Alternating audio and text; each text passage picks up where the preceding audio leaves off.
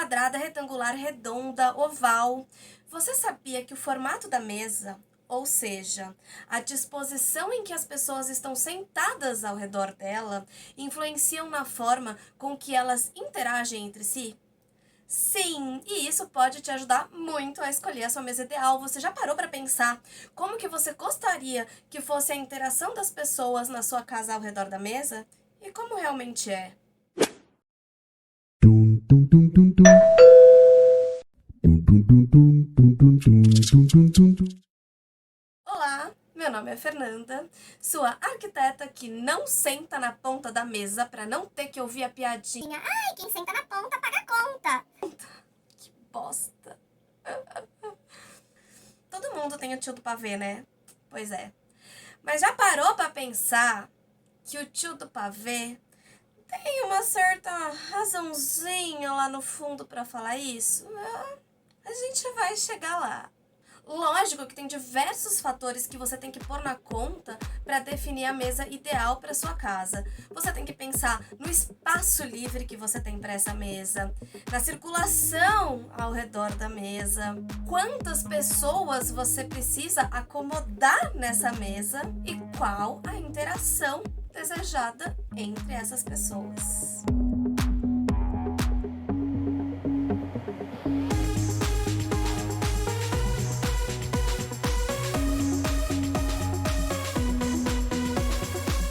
Vamos começar do começo?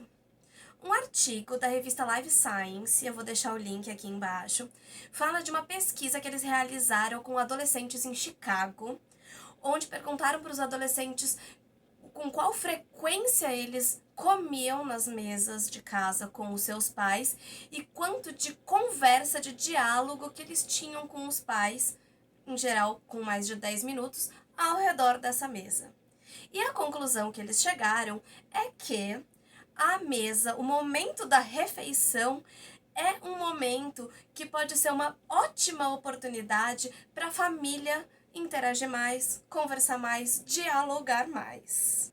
E isso é algo que a gente carrega na cultura há muitos anos, né? Na antiguidade não tinha aqueles grandes banquetes, né? A mesa sempre foi um lugar de confraternização. Comer em conjunto era uma forma de celebração e também de organização social. A mesa, ela cumpria um papel como meio de comunicação política e social. E aí depois o cristianismo vem trazer pra gente essa referência de diversas formas, onde o comer em conjunto constitui uma profunda expressão de amor, comunhão e companheirismo.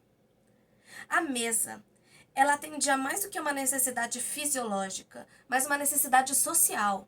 E ainda hoje funciona dessa forma.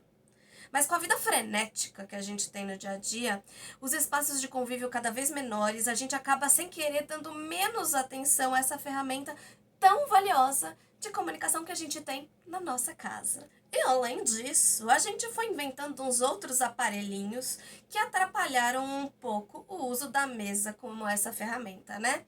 Como, por exemplo, a TV.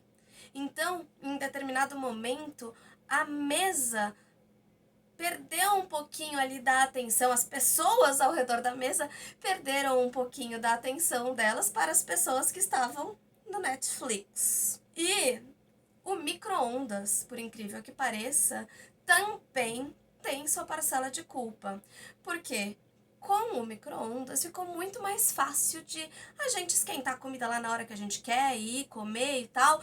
Então, facilitou para que cada um coma na hora que seja mais adequado à sua rotina, ao seu dia a dia e não necessariamente fazendo aquele almoço, aquele jantar, todo mundo junto, conversando, dialogando, trocando ideia ou até compartilhando o mesmo programa na televisão. E pensa que a longo prazo, quantas e quantas vezes você não deixou de almoçar com o seu filho e dialogar com ele sobre alguma coisa? Quantos diálogos você não deixou de ter com seus pais? De repente, um diálogo para você contar que você está pensando em trocar de emprego.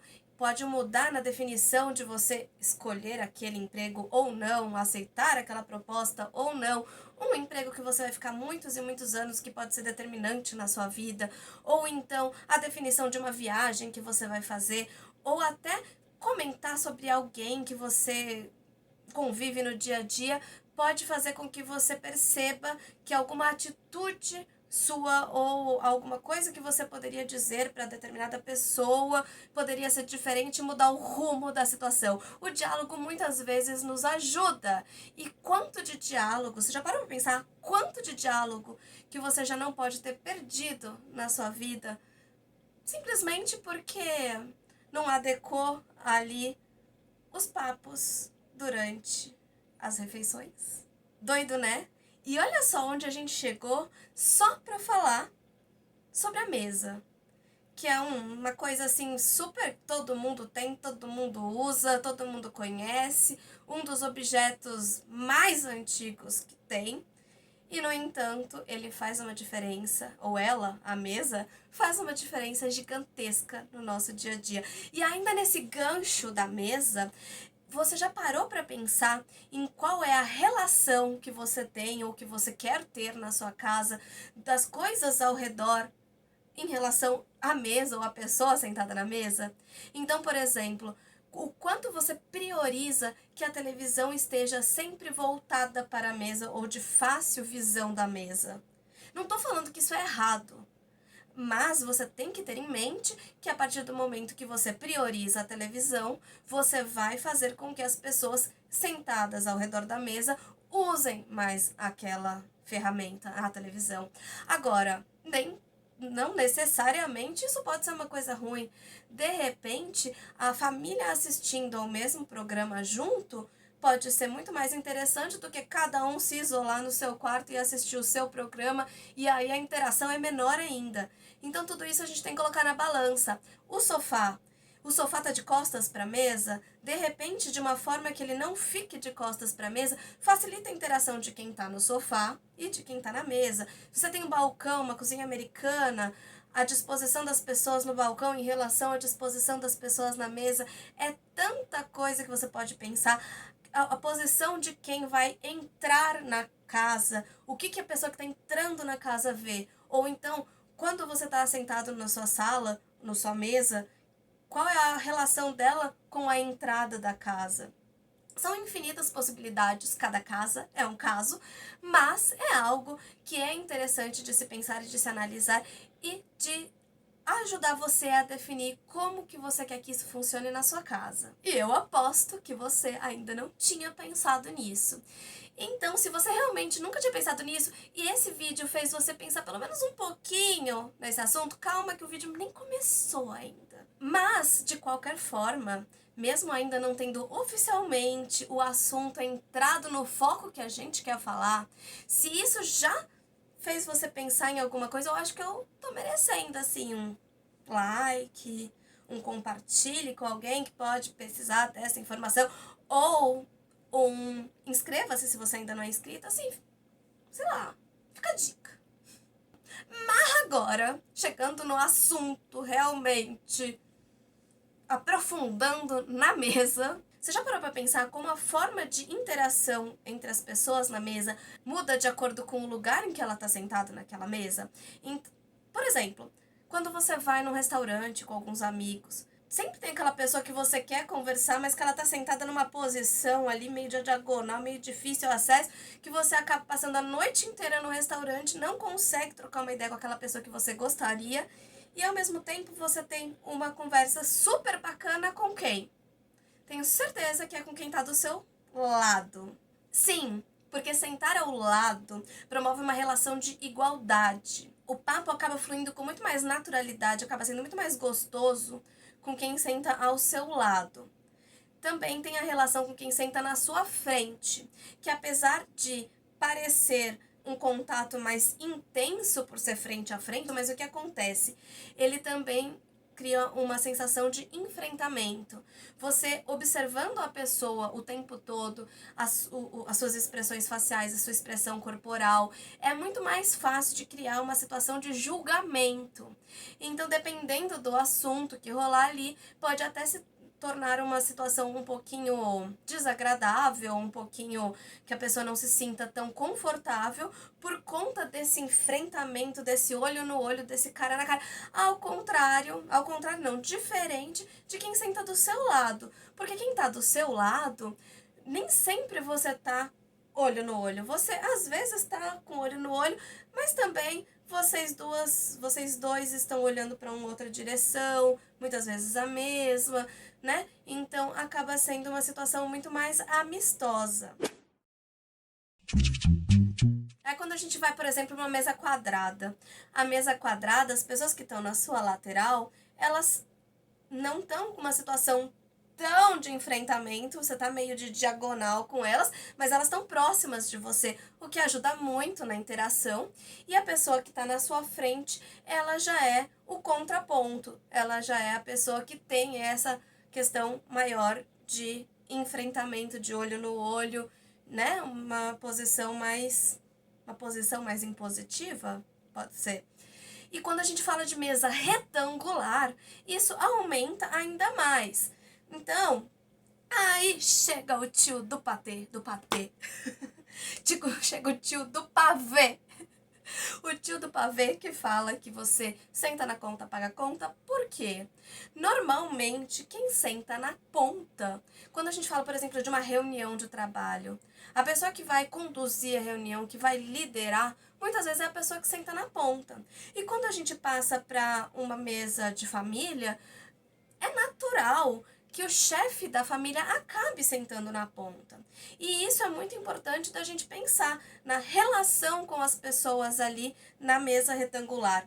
Porque, tudo bem, então sentou na ponta o pai ou a mãe, e aí nas duas laterais são as pessoas mais próximas da pessoa que está na ponta, que normalmente vai ter uma interação maior e vai ser uma conversa mais bacana.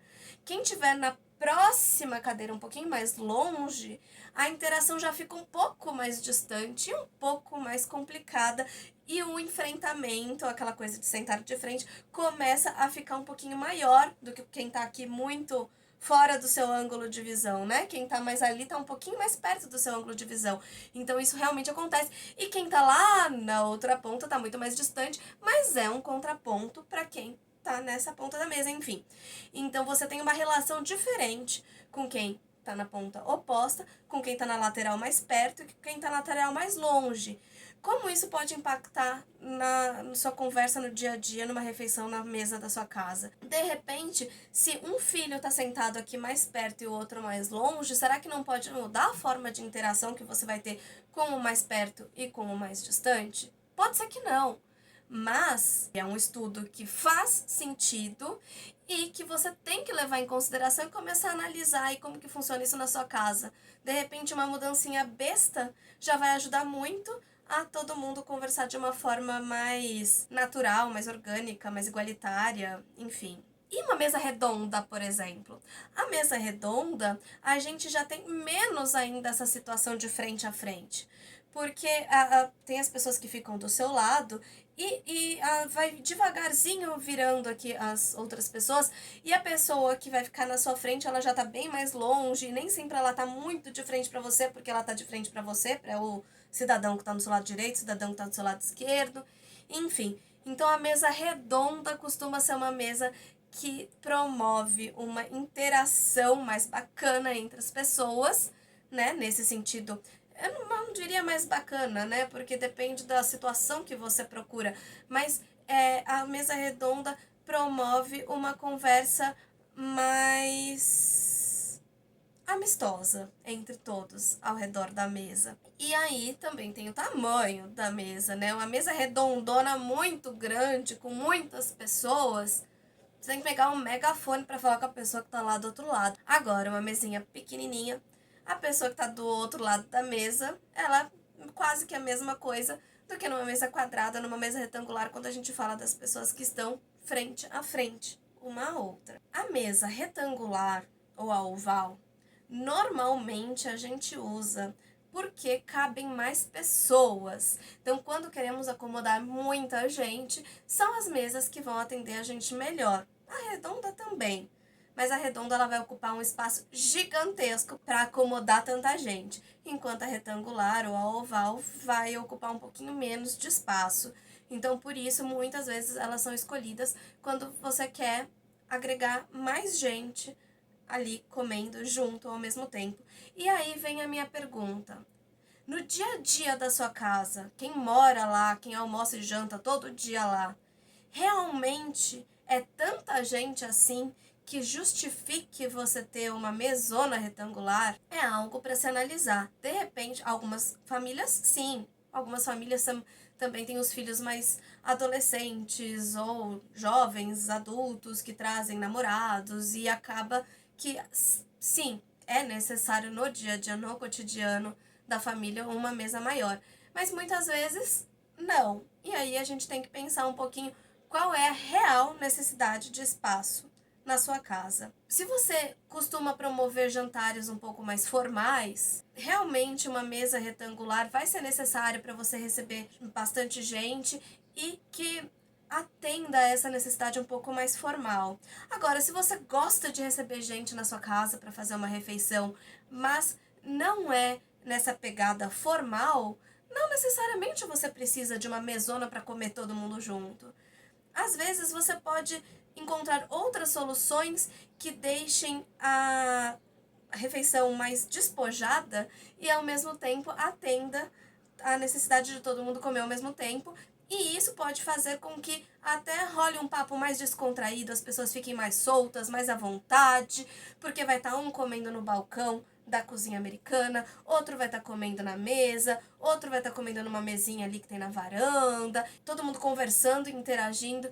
Isso é muito definido a partir do layout que você escolhe para o seu espaço, de forma que todos os pontos onde as pessoas vão fazer refeições, eles tenham um contato visual, eles não sejam tão distantes que você vai ter que gritar muito ou que impossibilite esse diálogo. Então existem muitas formas de você analisar aí, de você chegar em uma proposta que possa atender às necessidades da sua família.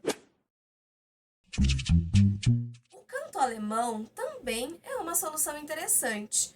Para quem não sabe, o canto alemão são aquelas mesinhas que normalmente a gente coloca no canto e que nas paredes do canto, entre a parede e a mesa, a gente coloca normalmente um banquinho estofadinho, gostosinho ali para usar a mesa e fazer a refeição. E aonde não tem parede, nas outras duas faces, são cadeiras normais. E aí o canto alemão pode ser usado uma mesa redonda, uma mesa quadrada, uma mesa retangular.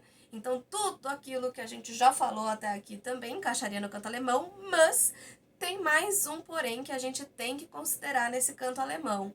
O canto alemão, ele, por conta desse banco, ele faz com que aquele assento do banco seja compartilhado entre as pessoas que estiverem sentadas ali. Quanto maior o grau de intimidade que você tiver com a pessoa, mais para você é tranquilo ficar ali pertinho, grudadinho. E quanto menor a intimidade que você tiver com a pessoa, mais vai te incomodar ficar ali grudadinho na pessoa no banco. Fora que você tem que ter a liberdade de falar, licença que eu quero fazer xixi, né? E aí a pessoa vai te dar espaço para você sair do seu canto, do seu banco no canto alemão e ir ao banheiro e depois voltar. Então, o canto alemão, ele promove essa intimidade, ele é ideal para quando você for usar aquela mesa com pessoas que tenham intimidade. E se você for uma pessoa que gosta de promover jantares, de repente com o pessoal que é do trabalho, que não é tão próximo de você, que não tem aquela intimidade, às vezes o canto alemão pode não ser tão interessante, porque ele vai fazer as pessoas ficarem mais juntinhas mesmo, isso é inevitável. Outra solução legal para você que quer fazer uns jantares na sua casa e quer ter um mesão para esse jantar, é você ter a mesa para você receber. Bom, você também tem que ter espaço na sua casa, né? Se você morar num apartamento ou numa casa grande que promova esse espaço, ter uma mesa para você receber as pessoas e ter uma outra mesa para você comer no dia a dia. Muita gente usa a copa para isso, né? Então existe a cozinha onde você prepara os alimentos e existe um outro ambiente ali pertinho da cozinha que é com uma mesa para você fazer as refeições mais do cotidiano, tomar café da manhã, almoço e tal. E aí, não sei vocês, mas quando eu penso em copa, eu já penso numa mesa redondinha, gostosinha, porque aí é aquela propaganda de margarina, né? A família toda em volta da mesa, sorrindo e conversando, sem nenhuma imposição de um lugar diferente, quem senta na ponta, quem senta... Não, todo mundo ali é igual. Tendo essas informações sobre a disposição das pessoas ao redor da mesa e a forma de interação entre elas na mesa, eu aposto que você já tem a sua mesa ideal. Mas, sempre tem um mas, não adianta a gente pensar só nisso, porque é lógico que a gente tem que pensar no espaço que a gente tem no ambiente, na circulação que você tem que ter ao redor da mesa, qual vai ser o tamanho de mesa que cabe no seu espaço. E, então, para que você tenha essa informação completa e aí sim tenha certeza de qual mesa que se encaixa em todos os quesitos, eu sugiro que você assista o outro vídeo que a gente fez sobre o assunto, que eu vou colocar um card aqui e o link na descrição do vídeo.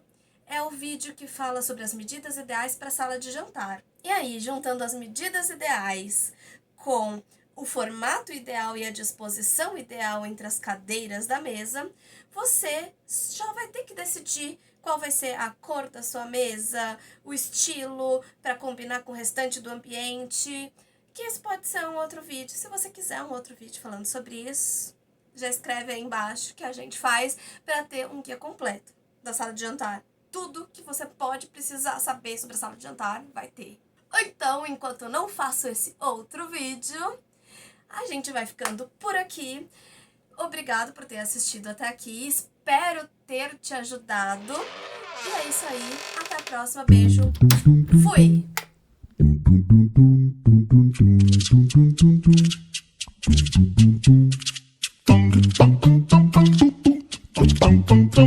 dum dum.